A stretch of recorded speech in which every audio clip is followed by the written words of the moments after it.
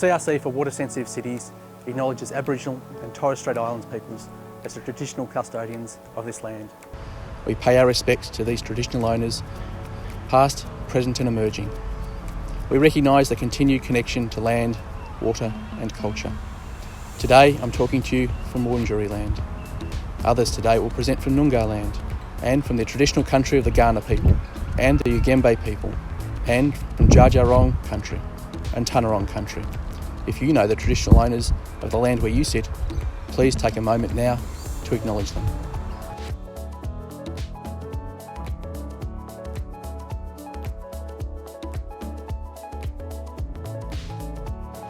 Hi, welcome to our 5th Water Sensitive Cities Conference.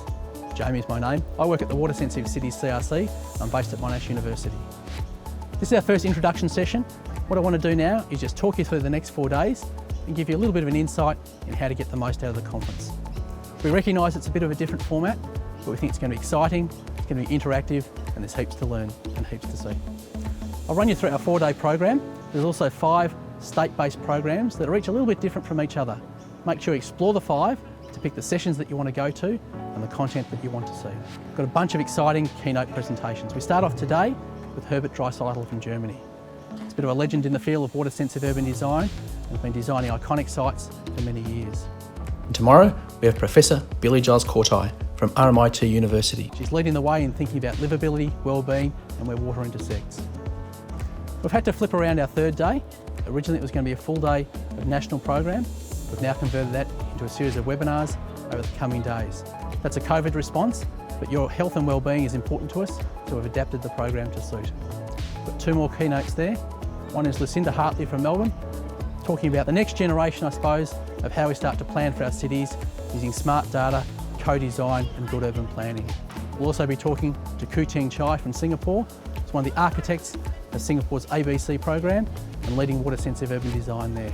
We have much to learn about how they scale things up. The conference itself builds on 9 years of the CRC. We started in 2012. I can remember to come to Monash campus, which is where I am now, and having our first meeting, our first dinner there at the Caulfield campus. It was a small but intimate gathering and the energy started there. In 2013, we ventured afield to Perth, to the Fraser Hotel. That was our first industry partner gathering. Not long after that, we shifted to Adelaide with our Tonsley workshop, where we talked about applying research to a place. Our first official conference was in Melbourne in 2014. Since then we've been to Perth and to Brisbane, and now we've gone national. We've taken the conference to you. Over that time the conference has changed. We started by asking the question, what does interdisciplinary research look like? How do we bring the disciplines together? We then started talking about research into solutions. Then we talked about solutions into tools and case studies. Now we're talking about how we scale it up, how we go to mainstream, how we can end up with water-sensitive cities practices in every city and every day. That's the main question from our workshop. You'll hear less from us as researchers and more from you as end users, as practitioners, asking that question, how do we scale things up? When you're jumping onto the chat function, when you're listening, ask questions about that. Ask questions, what will it take? What do I need to do? What does my organisation need to do? What does scaling up really mean? They're the questions that we want to explore. With the novel conference format, an obvious question is, how do I get the most out of this conference? Clearly, if you're coming along to one of the face-to-face hubs, it'll feel much like a normal conference. There's opportunities for networking, there's a chance to view the presentations live, face-to-face, and also a chance to share in some of the interactive tools and the training that we've got. But the chance to go online means that we've got a bigger audience. We've got people participating online, and we've also varied the type of content that we've got. Make sure you check out our virtual site tours. They're so awesome. You get a chance to go out on site and go all around Australia to see what it looks like on the ground. Make sure you check out our online and interactive training on the Thursday, a chance to dive into some of the tools. We've made this training accessible to all. The groups are smaller, the options are varied, and it's very much pitched at those who are starting out in the tools. You don't have to be an expert, you just have to be interested. Instead of having a full day, an 8-hour day of online content, we've made the National Day a series of webinars. The first webinar is a panel session with a bunch of high-level leaders from around the countryside. They'll be asking the question, how do we foster political change to get the most out of water-sensitive cities? Following that, we have the closing session hosted by Cheryl Battergong. In the days and weeks after the conference, the webinars will continue.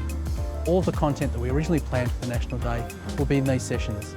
They'll be 60 minutes long and pitched at a time that's convenient for you to attend. Watch the conference website to find out more. The novel format means that we have to balance the way that people participate online and face-to-face. We've got a range of facilitators all around the countryside in each of the hubs and online. We're going to make sure that those who are online have got exactly the same experience. Your questions are equal and we'll make sure they get pitched to the presenters. We've also made sure that each of the presenters has got adequate time to get into some discussion. Because it's online, this is your chance to get up close and personal, ask questions of the presenters, ask questions and pose challenges to the keynotes. Really get into the detail, find out what you want to know.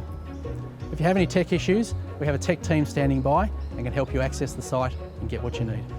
Okay, so that's enough from me for now. You probably want to get into the content. Next up, we've got the first keynote session, Herbert Dreiseitl from Germany.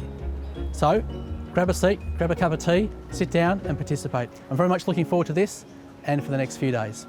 So, let's go. My role this morning is, with great privilege, to introduce our keynote speaker, Herbert Dreiseitl. I've known Herbert for nearly 30 years. I met Herbert 28 years ago, I think it was, at a conference in Holland that also had a study tour into Germany called Hydropolis, which was about the role of water in urban planning.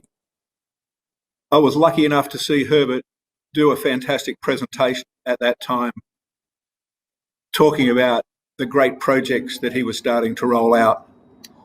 And at that time, the work I was doing was really around conceptualising the idea of water-sensitive urban design and the policy things that needed to be put in place.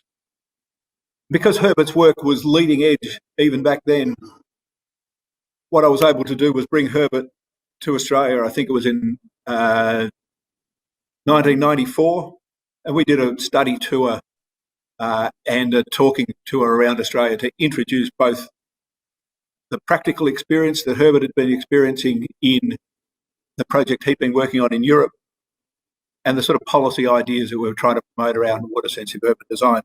Since then, I've had the opportunity to visit many of Herbert's projects and talk with Herbert on many, many occasions around the whole idea of cities, water and landscape.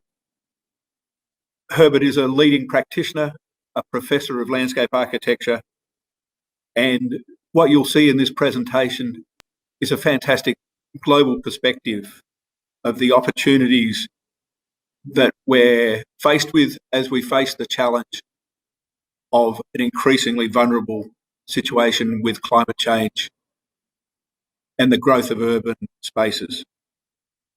So without any further ado, I'd like to introduce Herbert Dreiseitl, who turns out that his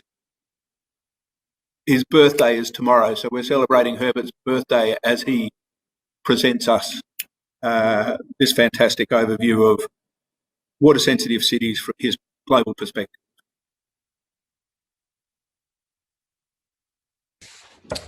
Good morning, everyone. I welcome you very much to this Water Sensitive Cities Conference 2021. My name is Herbert Dreiseitl from Germany. I am a professor and teacher on water sensitive city projects. And it's a great honor for me talking to you from Germany, actually on the 16th of March on my birthday. I'm on the other side of the world, but I'm very, very delighted to be part of this conference. Well, water and climate is so deeply connected. The threat to opportunities for resilient, livable, and healthy cities is the challenge of today. And I will try to explain that a bit in this keynote. Therefore, it needs a very integrated approach to make regenerative water-wise cities.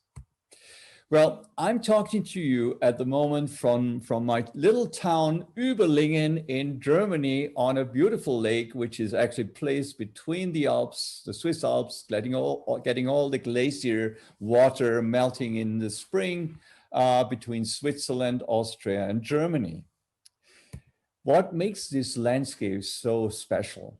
But all the landscape around the world is that water is the driver for change. Water is the driver for making everything resilient, making things in a balance. It is regenerative, it can adapt to different situations. And by doing this, water also has an enormous beauty and aesthetic. Well, you see, my start of this keynote is very different than most people are talking about facts about engineering. I'm talking about beauty. I'm an artist, I'm a landscape architect, and I have been working all my life, the last 40 years, with water around the world. What is water? Water is such a fascinating part in our world. It is creating most beautiful forms. We find these forms everywhere. These are some examples from your country, from your continent, actually from Australia. Places where erosion, sedimentation takes place. There's a permanent evolution of change where blue meets green, where beautiful forms and shapes are coming up. Even the absence of water is showing us that the landscape was once formed by water. And if water comes maybe every 20 to 50 or 100 years later back, it changes again dramatically. Well, I'm really fascinated very often what people can do. And I'm very often doing little experiments with my students. I'll just show you here one, which is very fascinating. This is actually how we work with students from the National University of Singapore and let them create a kind of flow of a river. Well, it's big fun as well, but it's also it's a learning about fluid thinking, something we lost in our world so much. And it's important to learn how water is moving, what's the inner structure, and to see that really that so much matters in our understanding about flow movement. And I call it actually fluid thinking. It's very interesting to see that forms and forms are very much in our thinking, in our fantasy. It is in our art world. It is in our inner structures of understanding engineering approaches. And there are many, many people, not very far back in the human history. We have guys like Leonardo da Vinci, who was always an engineer, an architect, an inventor, and an artist. Everything was combined. You know, it's very interesting to see actually children around the world, how they create hands-on experience on water. How much fun do they have to experience, to discover, something we almost forgot in our world. And for me, it's always dramatic to go into a landscape and to see the extreme change process, not only from a natural, but also from a human impact. And one of that I would like to share with you is the melting of a glacier, the first one we lost in the Swiss mountains, the Pizzol Glacier. I was there when we had a ceremony about saying goodbye. It's actually the first glacier in the Alps which disappeared completely. And it still really touches my emotion today, how that is just a start of lots of glaciers, which we will lose forever, probably at least for the next generations. Well, the impact of the climate change around the world is so dramatic, is so much hurting and touching lots of situations. Mostly the poor people are so much hit by that. You know, if we just look at the floodings we had in India, in China, in different countries, it's dramatic. But also if we look in the Western world, if we look, for example, in modern cities, Pittsburgh here in the US, what we can see is the impact on climate change means that the average of rain maybe doesn't change, but the intensity of a rain shower, of a cloudburst is so extreme that our cities cannot cope with it. Copenhagen was hit 3 times in a row of a 100-year storm event, which came up every almost second year. We see that the change of climate is dramatically connected to water. And we see it around the world. I mean, you have it extremely strong in Australia with bushfires and everything.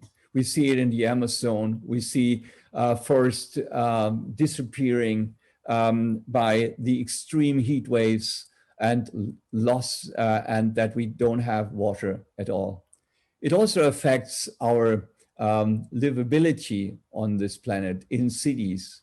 How many people are really having problems about the heat, especially older people. And the other extremes we find in winter times or so, extremely weather conditions. I experienced myself in Boston, where I opened a new office 2018, that the ocean were coming so high that it flooded the coastline, that cars were actually blocked in ice. The change process is actually very easy to understand.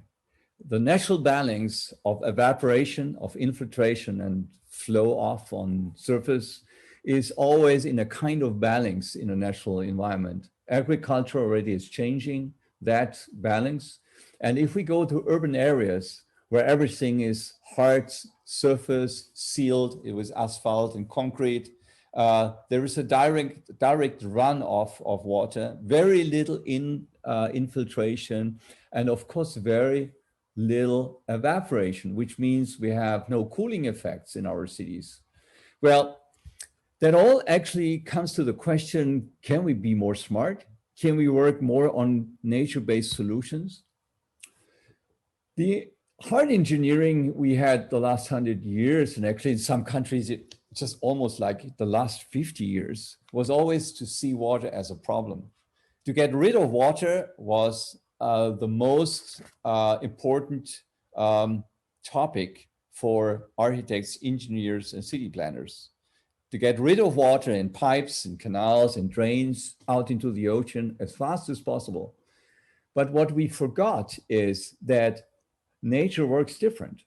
Actually, what is really happening in something we have to discover in our soft engineering, in our nature-based solutions, is that we have to see nature as a metabolic system, which can actually digest, which can hold back, which can have a filtration, but also a mineralization of materials, a metabolic change process to get finally clean water going out into the environment. And that has to be built in our cities. And that's a challenge, how to do it. Because we need to be more flexible with our fantasy, with our thinking, with our design approach. We have to be more water wise. That means that we have to create places which have multi-coding, multifunctional use. What might be once a playful soccer field or football field for kids can be, if it rains a lot, just a field for water, to sustain and hold water back. No one wants to play football or soccer outside if it is pouring rain. Then we can use it for rain. Why not? Or river systems or parks, which can be very, very interesting in a way when there's dry condition. It can be very much used as a traditional park. If it is raining, it is the place for water to rest, to hold back, to slow down the process, and to release it then finally clean into the environment. Well, all that is a challenge, not just for engineers, it's a challenge for our society. What can we accept? What is our approach? What is our takeaway from the learning process of these environmental challenges? We have to share, and we have certainly to find better ways to bring blue-green in our gray cities. That means also a conflict of space, but actually there are ways to do it. There is no excuse. We can do it not only in new cities, but also in existing cities. And I will just share with you some examples on this keynote. One is in Singapore, where I was happy to work with a whole team with municipalities, with PUB, with NParks, with URA and others, to come up with an approach to work on the so-called ABC program, which is actually meaning active, beautiful, and clean. Every drop of rainwater we try to hold back, we treat it on site, we bring it slowly in new rivers, We even bring it in different ways of barrages we have around the island. One of the most famous one is the Marina Barrage, where we recycle the water and bring it back and use it again, even for drinking water. Therefore, we need several step-by-step projects included in cities. And that can be like pilot projects, and many hundreds are needed to make an impact. But we have to start. There's no excuse to say, well, it cannot be done. I'll show you here one example where it was a very, very big challenge to make this change, but finally with the support and convincing all the municipalities, we could make that change. And now it's a role model for around the world, this as a good example. From a monsoon drain, we changed it to be more an integrated blue-green water-wise system, which is creating a valley. We daylightened forgotten streams. We brought them up. We recycled the material. We used new profiles. We make them wider. And there's a kind of seamless transition between the water and the landscape. And it can be used in very different ways. We recycled the material. Concrete was actually crumbled and reused. We created a new riverbed. You see here the old one and the new one. And we made the whole change process so that not only as an engineering solution, we also made it more beautiful and more so that people actually can enjoy and can use it. Interesting is what happens if there's a lot of monsoon drain suddenly coming in and a big rainfall. Here in this example, we hold the water back, we slow it down, and we release the water finally into the lower part and recycle it from there. The change is dramatic. If you see this part before and you see this simple line where the Kallang River was actually drained out as a monsoon drain, while today it is part of the inner structure and inner landscape. And in addition, it's not just something for the water, it's also for people. Because what is needed in all our water-wise cities is that we don't forget about people. People are so important because it's about people. Cities are for people. And water is for people as well. And we are there to take care on this water environmental systems. So the resources and the humans have to have a relationship of response, of responsibility, and that makes it water-wise. Well, it's interesting for kids to learn also as a water-wise education. What is water? What does it mean to the environment, to living systems, to dragonflies, to little frogs? Not to be afraid about just Earth, and not to be afraid about touching a little frog. It's so important to learn it in reality and not just on TV. Well, there are so many things we can do. You know, for example, we can do water treatment, we can make water parks, we can create cleansing biotopes like here to filter every water through special drains and step drains where we use a special substrate and special plants to clean it up. And this can be designed in a way that it is also attractive to people, that we can bring wellness and health together. It is so interesting to see that, for example, in Singapore, hundreds of people at 6 o'clock or 7 o'clock in the morning do Tai Chi and other movement sports just beside the water in a beautiful environment, or to watch kids, how they play on the playground, which is permanently cleaned by cleansing biotopes, and to see how kids learn how to behave and how to see how water works. You know, it's fun for me to see a little boy here testing out with his body retention and detention, something what we engineers try to teach our students sometimes for a whole semester. He gets it in some minutes. Well, it's important to reconnect people to the environment. Can you hear me? And it's water and it's plants and it's animals and it's our human impact on that and our responsibility. And this can be learned and can be daily trained in parks and in green areas. And I think it's so important to Hey, give Mikey. that Hey, Herbert, can you moments hear me? of opportunities in our nature out of our doorstep in our cities. To create cities more beautiful means to be more water wise and to make them really interesting. Therefore, education is an important part. We need to bring people to good projects. And in my experience, working now for more than 40 years for water-wise solutions, it's the most important parts to convince and to make a change is real projects. Things which work, where you can go, you can see it, and you can be saying, wow, this city is doing it and it works, then we can do it as well. And that's always a kind of, ping pong situation, how learning processes are actually working. And of course, it also needs people who are fighting for that. It's always the question, who is the person behind who is really fighting for a water-wise situation and to make a change and to bring it really up. Well, there are different forms of capital.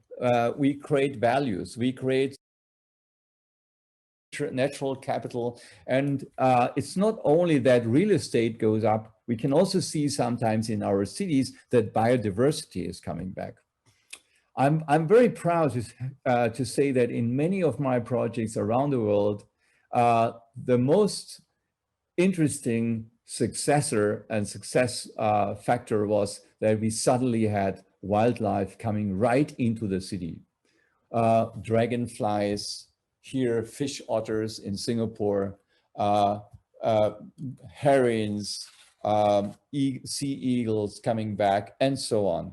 And that is really touching. That is most interesting for people, and it makes it often to the front line of a newspaper or in television. Well, this kind of environment is not only attractive for wildlife, it is also very, very important for people and how can we be more healthy in our cities. Well, I will just talk a little bit about examples on working on buildings. Water-wise cities are also water-wise buildings. Some examples around the world, and in this keynote, I can only actually mention some here with the group WOHA from Singapore, different buildings here, for example, a hotel at Pickering, which is having actually a very interesting green plot ratio, which means that we create green layers if we add them all, it is much bigger than the footprint of this building on the floor. So we create more green areas, which are very much important for the microclimate and for such things. Or another one, more simple building here for elderly people, young people, for shopping malls and everything. We use the open space and the rooftops as a landscape which can filter, hold back, treat the water, and we recycle and bring it in different functions in the whole building. And I think that has a lot of future, and we could do much more in this field. A hospital here. Usually water was seen as a challenge. And of course, we know that we have to be careful in the way how we handle water, that we don't have mosquito breathing, Guernsey fever, or that we have not very healthy hygienic situations, for example, not only at the equator, but also on colder climates like in Europe. But we are too much afraid of water. If we handle it right, and if we find a good balance of cleansing and treating and recycling the water, we can do much better. Here in this clinic, it is very interesting to see that the environment is so attractive that the psychological effect on people is so that their healing process is much faster. That's an interesting fact, how the environment, how the beauty, how blue, green, and water-wise design is also helping to be regenerative to health situations, to healing processes, and so on.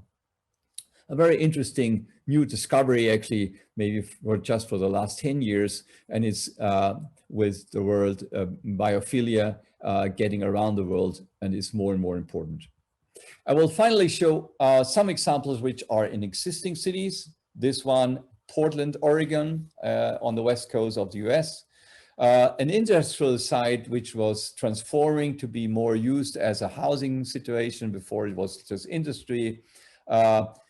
Here it is always important in such change processes to involve the citizens, to involve people. Here we had 300 people involved, and we created a kind of workshop, a public workshop, which was not just talking about problems and about intellectual discussions in politics, where always old people try to come and say, well, we want to keep everything and we don't want to have change. Young people are not attracted by that, so they never come. So you only get to public involvement processes 60 plus people.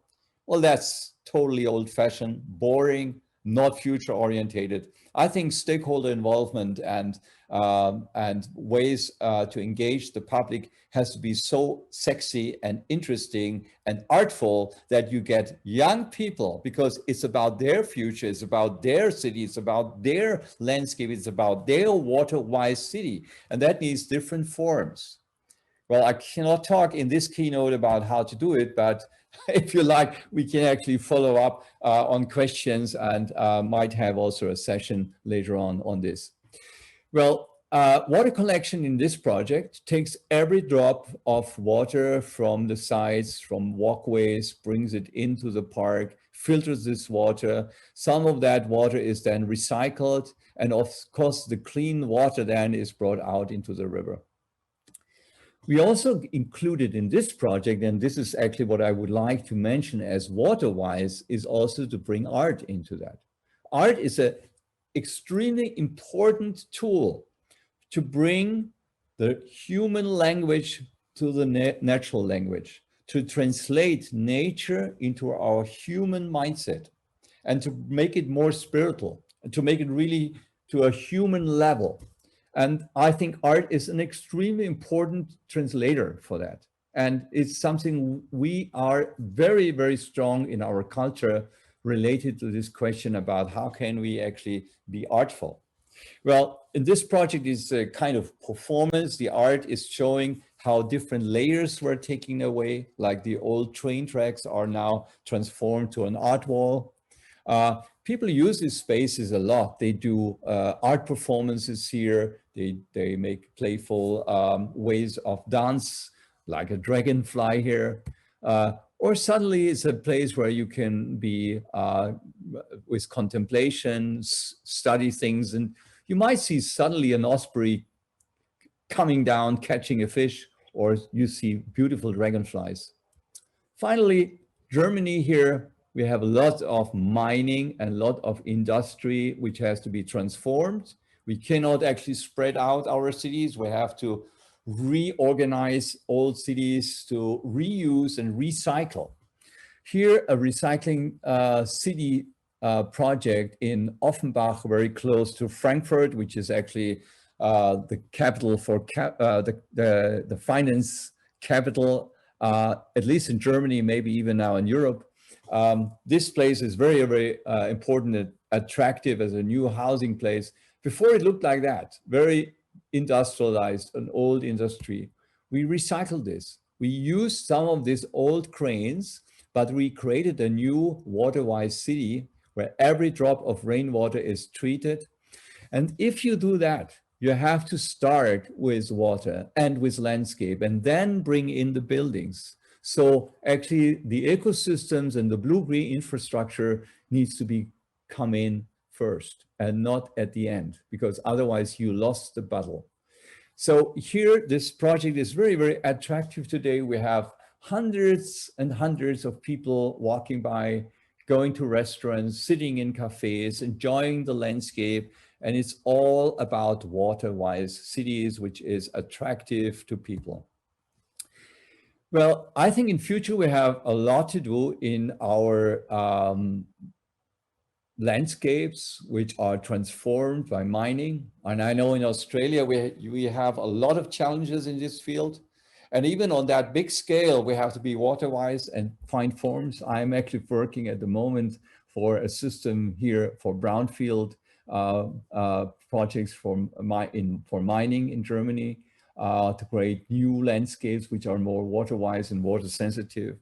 That's the challenges of future.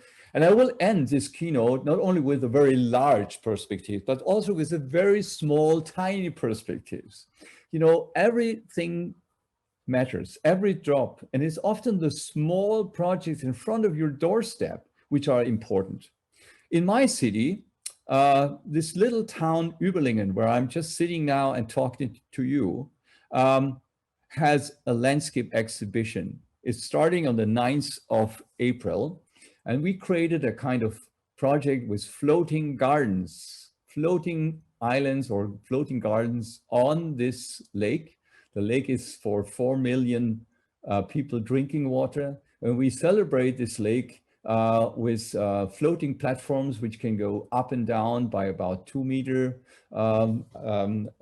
change of the altitude. It depends on the melting glaciers from Switzerland.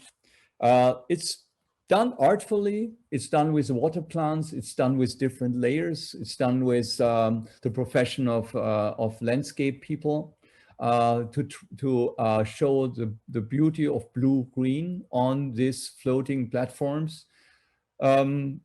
Even with Corona, we will open this exhibition, and probably thousands of people will actually walk over here with the distance we need. And that's a way of also celebrating water-wise this little, this beautiful lake, and to be respectful and to show it. Of course, we use a lot of materials and recycling things which are not destroying the water quality, but it is a way to celebrate it. And with this little example at the end, I will stop my keynote here, open the discussion then for the next sessions. And I wish the conference very good success, great ideas, good discussions, and a very good conference. All the best. Thank you very much. Jamie here again. You would have seen me in the introduction earlier today. Thank you, Herbert, for that fantastic keynote. I think that set up the conference particularly well. I've got another 4 days coming up, and we've got a chance now to spend a little bit of time doing some question and answers. We've got a fair bit of time set aside, so we don't need to be rushed. I have a screen here, so for those who are on the website, please go into the chat function. As you're putting up your questions, I'll be able to see them, and my job will be to read out the questions and start a bit of a conversation. I've also got a couple of questions here I've got prepared myself, but in the chat we have Herbert. He's live in Germany as we speak. Good morning, Herbert. I understand it's quite early for you. What time is it in Germany? Well, it's really early. Really early. I had a short sleep of about 2 hours. It's just after 2 o'clock in the morning. 2 o'clock in the morning. Okay. Well, I think that proves your dedication but to the cause. I didn't have a lot of beer, so I'm still fine. Okay. Maybe you'll have another late night tomorrow for your birthday. Thank you very much for joining us. We very much appreciate it, and your keynote was wonderful. We also have Mike has joined us again. Mike is live in Perth. We have an audience with us in Perth. If you're wondering, you are welcome at our Perth venue today. Mike, how are you today? I'm very well, thanks, Jamie. Thanks for getting all this organised. Oh, look, my pleasure. All right, look, the questions are beginning to come in. So, look, I might even start one off. Herbert, I have followed your projects for many years. And I've visited some. I've been to places like Potsdamer Platz and been very impressed by that. A question of how did you start in all this? You talk about being an artist and being an engineer and being a landscape architect. Which came first? Where did your inspiration first begin and lead you down these projects which are so complex but interesting?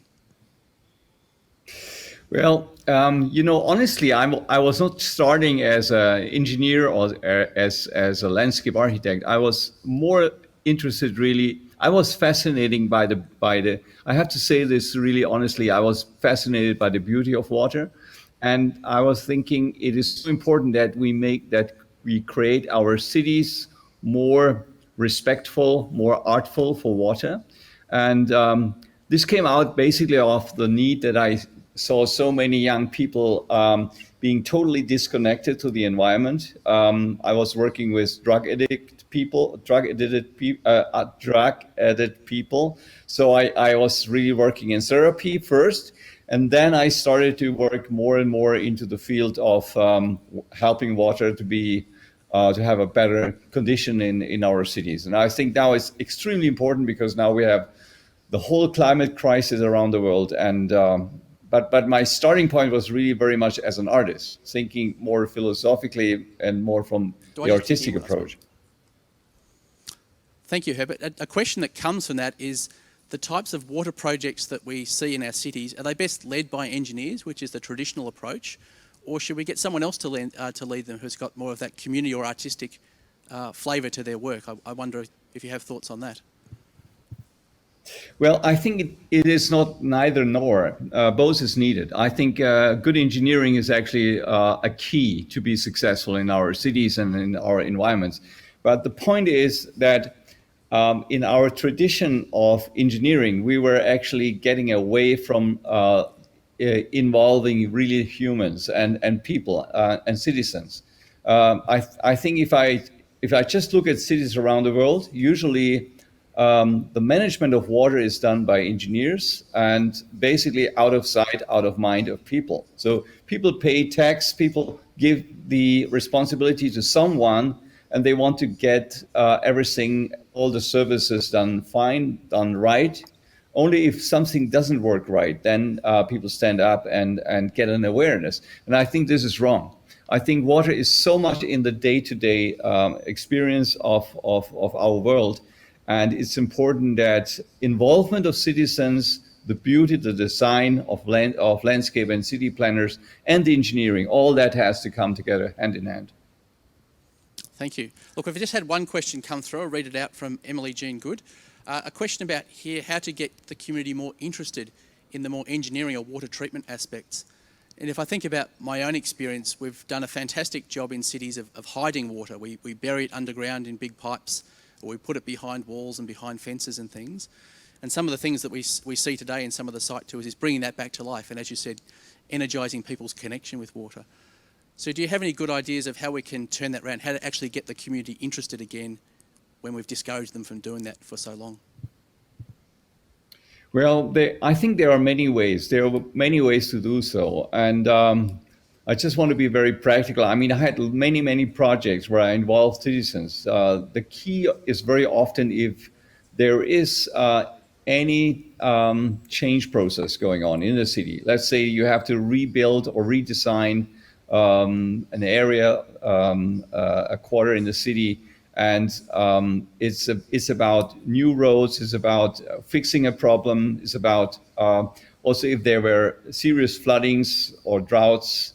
I mean, this is the point where really people start to be interested. I think it has to be very practical. It has to be something which is really sort of connecting to the day-to-day experience of people, and that's the starting point where you get people interested. And I think in a lot of projects I was involved in the United States, in Europe, in different cities here, including Hamburg, Vienna, Copenhagen, the Scandinavian countries, but also in Asian countries even. I think people are open-minded, are really interested in this topic, but it has to be done in a very interesting way. It has to be done something like where it really matters in the day-to-day experience for people.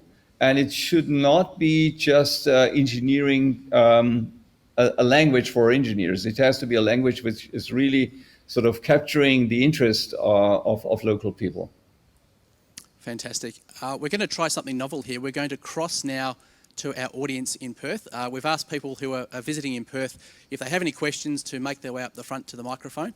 And I understand we have one now, so our tech team's going to throw to Perth and you'll receive a question from the audience there. Thank you. Great, thanks so much for that presentation. I guess in Perth, a couple of barriers that come up frequently are around public safety and maintenance. And say with the beautiful example you showed in Tanner Springs, Oregon, we wouldn't be able to build that here because concerns about people falling in and drowning and that sort of stuff. So how do you balance objectives around increasing people's connection to water with safety and also that investment in the ongoing maintenance of those sites?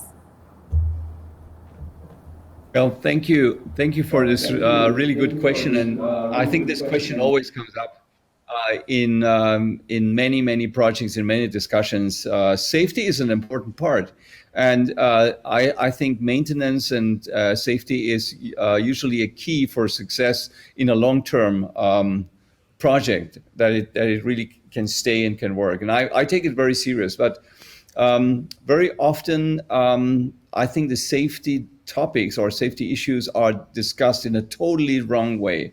Usually, people's intelligence are somehow taken out of the process. And I think what is important today is that the environment is something which is always a kind of something where we need responsibility to our to the way how we behave. For example, if we live close to a river, it is very clear that we have to take care that our kids or we are not falling in. So we have to be educated in a way how to deal with potential risks. And I think if I look at projects which are like having open waters and all that, I think the safety topic is better to educate people how to behave in the right way. For example, if we do retention or detention facilities in cities where we have this climate change, climate extremes, it's important that people know how to behave in the right way instead of making everything to cut it off from people. And I think this is a totally different way of thinking about safety. I could make it real on many projects. I mean, I probably a lot of you know projects like Bijan Amokyo Park in Singapore, where we have a special warning system, but it doesn't take away all risks. I mean, what is important is that people grow up and live with water in cities in a way that it is visible, it is something we have to handle. It's the beauty that we are getting close to it. And there's always a little bit of kind of risk, and we have to learn how to behave right so that it is not risky. That is what I think is important. Otherwise, we would not have any beautiful water playground or whatever, because it's always risky. And this is my approach. I think it's very, very important to discuss this. To get everything without any risk is not possible. Thank you for that question in Perth. Mike, we haven't heard any questions from you. Did you have anything that you wanted to raise or explore from the keynote presentation? Thank you, Jamie. I guess for me, Herbert, knowing the evolution of your work over 30 odd years and always being excited by the evocative way that you've linked aesthetics to pragmatic design and building in those beautiful features into a whole range of exemplar projects, from landscape parks to small installations to integrating with built form. And in your talk, you presented the challenges of climate, whether it's drought, whether it's flood, whether it's more and more extremes of events. And you used the phrase, "there's no excuses," which I certainly believe. But the challenge we have is to move from those exemplar projects to mainstreaming. And that's certainly the focus of this event. I wonder whether you can help us in any way by suggesting how do we actually go from the exemplar project to more and more mainstreaming of this sort of practice? Yeah, I think all my life now for the last at least 20 years, I was thinking how to get from pilot projects or from first initiatives to a mainstream movement. And I think there's not only one answer for that, but what I find interesting, I mean, I'm looking around all different places around the world where our change process is really spreading out to mainstream. And what I have seen is basically that change of traditions and change of mentalities, how to design cities, how to work with water, how to work with mobility and traffic and so on. Usually it's starting with pilot projects or with first ideas. And usually there's a person behind or an organization who is really driving that. But that's not enough. I think what is important is, I think it's at least 2 or 3 things are important. One is that regulations. So from the government, there needs very clear and strict regulations. And I just give you one example. Here in Europe, especially in Germany and Switzerland and Austria, a huge change happened to get this water-sensitive urban design more to a mainstream is just basically regulations. Clear regulations that no drop of rainwater can be brought into pipes directly into the sewer, separated or combined sewer systems, but it has to be infiltrated or it has to be dealt on site so that it is released into the environment clean and with all the detention and retention which is needed. And there are certain guidelines for that. And I think that's the second point, what for Singapore is doing very well. You need to educate. You need to educate 2 sides, the engineers and planners, the profession.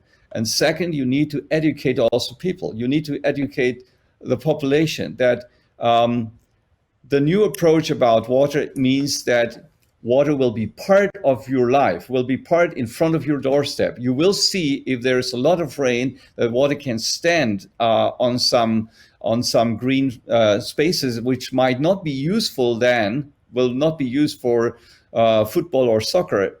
That's for water now. So people have to learn how to accept such a system. I think that's very important. That's a very, very big part. And third is that it has to come into a mainstream in politics, that people are saying, we want to take care for our waters. We want to see our waters in our cities as something which is beautiful, which is part of our life.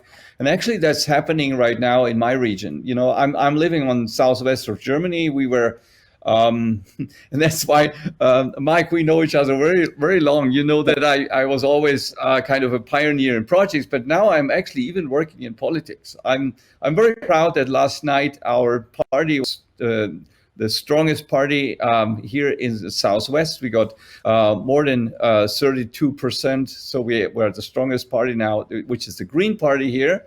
And we are fighting really very much to get all the systems basically mainstream, and people accept this, and people say, yes, we have seen so many problems with climate problems, droughts, our forests are dying, we have suddenly too much water and no one can handle it. We want to see really a change, and that creates a pressure, and that creates actually a change of systems, and that creates mainstream. So I'm a big fan of believing that the power is really involving people into the process.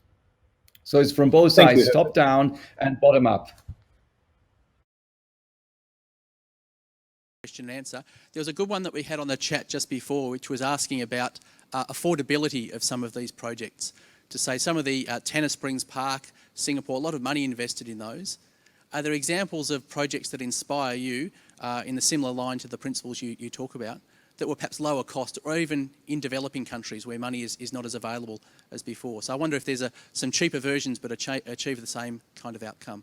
Can you give any examples possibly? Yeah, I think there's, first of all, if you create something nice or beautiful, most people think it's expensive. And that's a total, that's nonsense. You can create things beautiful and you can create, design things nice, and they can be very, very, good price, and they can also be not expensive.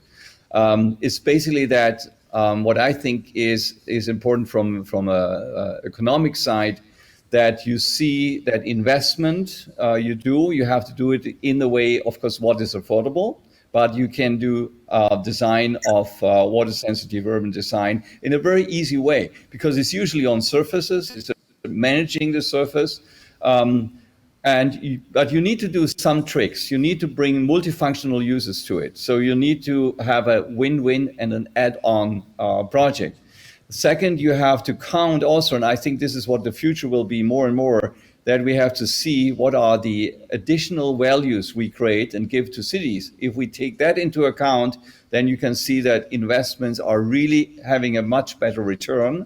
And I think that's all the points what is happening now in forward-thinking cities like San Francisco, New York City, Copenhagen, Vienna. They always see that there is much more effect if we work towards an environmental good, water-sensitive urban design approach, because we create additional values for the cities.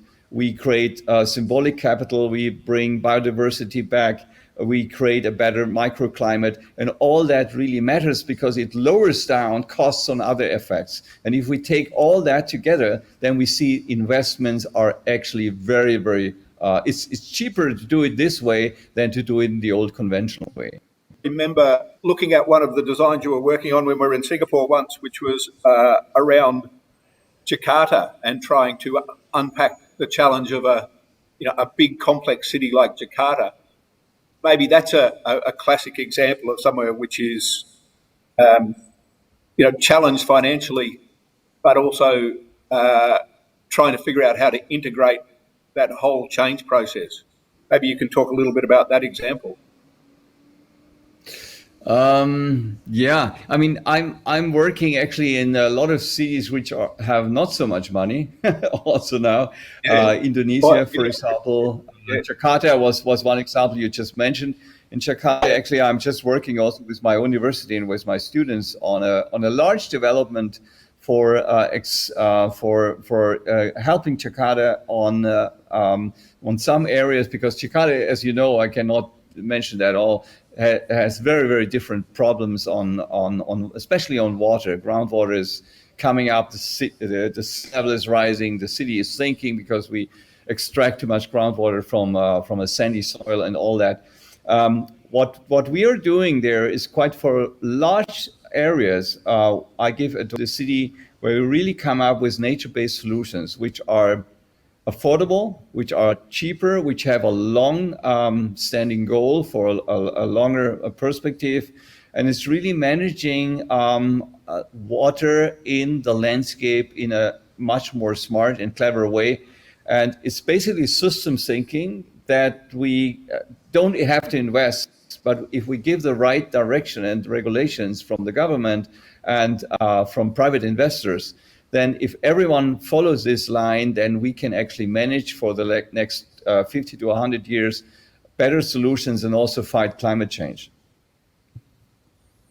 Thank you, Herbert. Thank you. We have exactly 1 minute left, so I suppose now is a good time to begin to wrap up the Q&A. Herbert, any final comments from you? I suppose, are there any key messages or inspiration you can give to us as Australian cities of perhaps what we should do next? Yeah, I just want to say that Australia has a key position, I think, in the world, because I mean you're hit so hard by climate change topics. I mean, you had the bushfires, you had extreme floodings, and so on. So whatever you do for the country and for the continent is also for the world extreme. I'm very proud to know that you invest a lot, that you do a lot of research, and I just want to give you the courage. Please continue and work in this hard way, and I think this conference is very important in this field. Very good. All right, look, we might even leave it there. So I want to again thank you, Herbert, again for getting up very early tomorrow. Congratulations on your keynote, and congratulations on your birthday tomorrow. Should also thank Mike Moritz, who's in our Perth venue at the moment. Thank you for introducing him. That was fantastic. So yeah, thank you. You can go back to bed now, Herbert. Coming up next, we have our site tours, our virtual site tours. For those who've seen the program, you would notice that there's 6 virtual site tours, and we snuck in an extra virtual site tour for Royal Park. There's some things that you can view. We have Q&A for these coming up very shortly at 12:30 our time, which is coming up in about a minute's time. So this is just a quick reminder, if you haven't viewed the site tours yet, you still have plenty of time. Jump onto the main homepage of the website. There's a link there that talks about virtual site tours, and they're listed there in order that you can scroll down and find the ones that you want. The site tours generally run for about 15 minutes, except for the one for Bendigo Creek. And the Q&A sessions which we have coming up are each for 30 minutes. So you've got plenty of time. If you haven't watched the videos, jump in now, watch the virtual site tours, and then come back if you like and join the Q&A. So let's sign off now for the keynote, and we'll be back very shortly for for the site tours. Thank you.